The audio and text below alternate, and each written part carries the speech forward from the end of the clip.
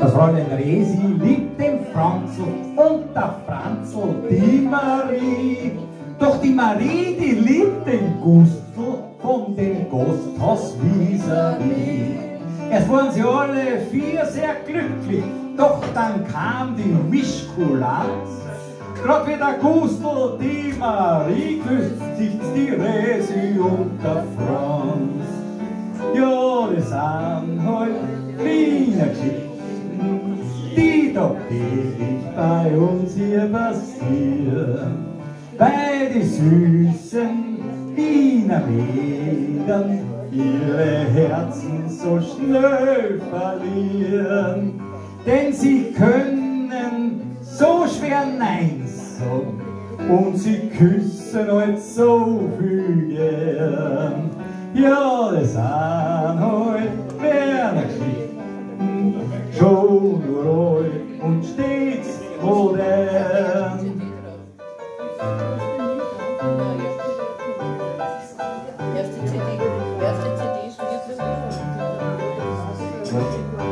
Ein Jüngling lernt ein Mädchen kennen, schwört ihr ewig treu zu sein.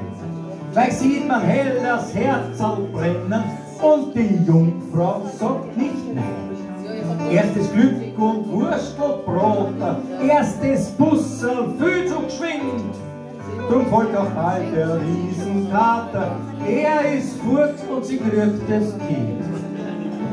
Ja, das sind halt Wiener Geschichten, die doch ewig bei uns hier passieren. Weil die süßen Wiener Mädchen ihre Herzen so schnell verlieren.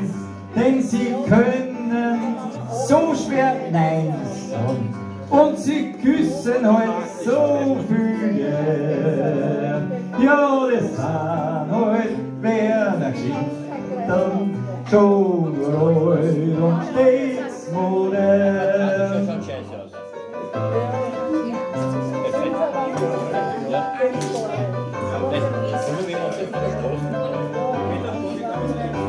Man sagt, in Wien gibt's nur Verliebte, da fliegen Bussen hin und her.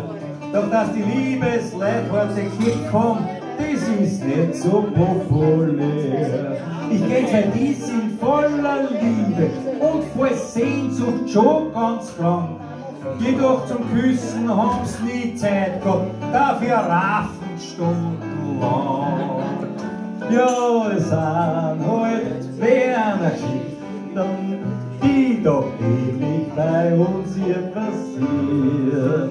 Weil die Liebsleute meist aus Liebe, statt zu lieben, sich nur sekieren.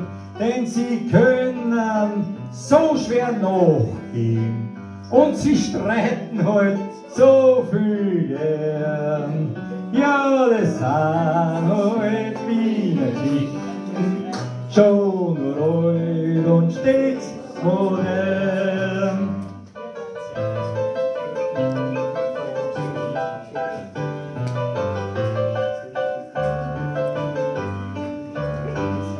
Ja, die Wiener Geschichten.